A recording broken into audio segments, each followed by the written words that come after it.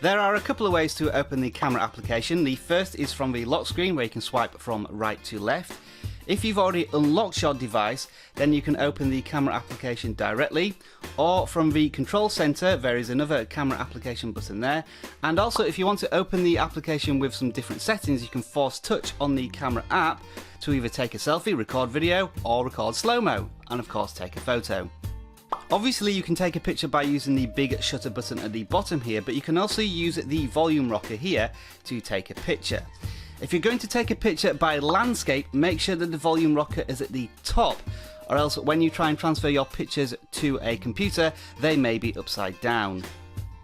Your iPhone camera will use autofocus to decide which subject is best to focus on, but you can change that by tapping on different objects in the frame to refocus the camera. If you wanted to fix on an object, you can press and hold, and that will bring up a yellow box and also say AEAF lock. And now, no matter where I change my camera, it will keep focused on that object. If you want to turn this feature off, just tap on any part of the screen. To manually change the exposure of your shot, you can tap on the screen and this will bring up a sundial, and then you can swipe up or down to change the exposure when taking a shot. Tap on the screen again to put the exposure back to default. You can use burst mode to capture the perfect shot if you want to by simply holding on the shutter button, and that will continue to take pictures as long as you hold onto the shutter button.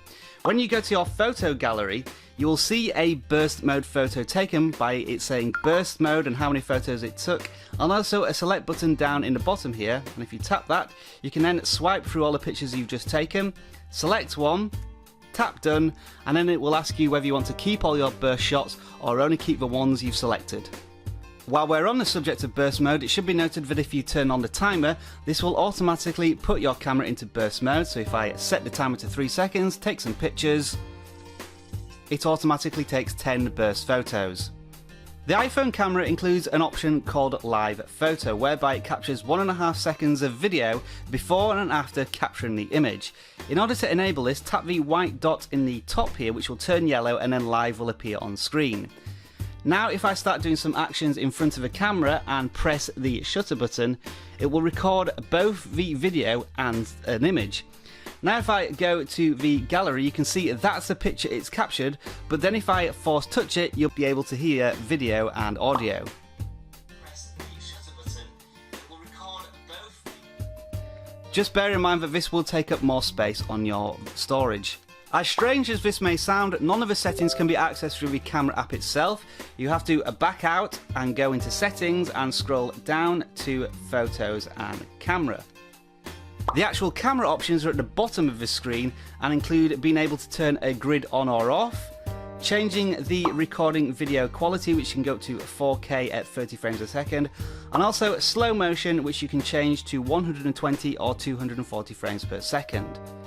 The bottom option is whether you want to keep the normal photo from a high dynamic range photo.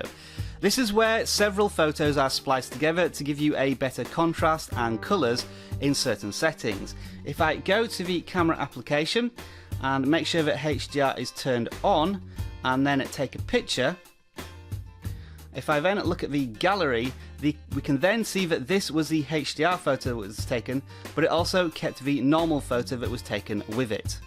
If you're wanting to add some colour or indeed take some away, then you can use the quick filters in the top right hand corner to do things like mono or various other filters. Simply tap on one to choose a filter, and of course along the bottom we have these 6 different camera options, which include time-lapse, slow-mo, video, photo, square photo for taking pictures on Instagram, and the panorama.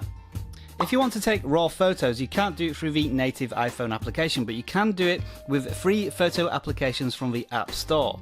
One such application is simply called RAW. I will leave a link for it in the video description, and it also includes some interesting features such as manual focus. Anyway, you can simply take a picture, then go to the photo gallery on the application, and share that to your camera roll, and what this will do is put a DNG file on your iOS device, which you can then transfer to your computer and then edit as a raw photo. Just bear in mind that they do take up a lot more space on your device.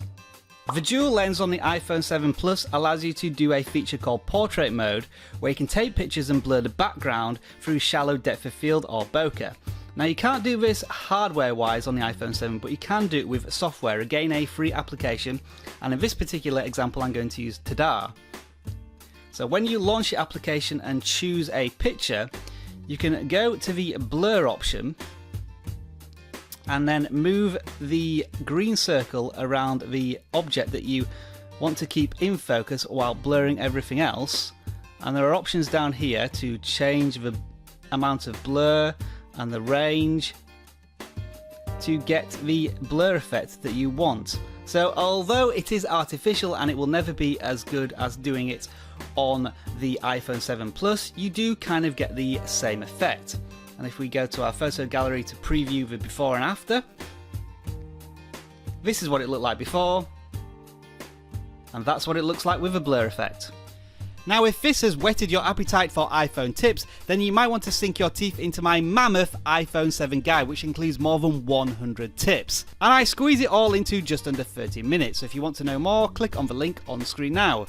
Otherwise, like this video if you enjoyed it, subscribe to the Video Gadgets channel if you love content like this, and I'll see you again soon. Enjoy the rest of your tech day, bye for now.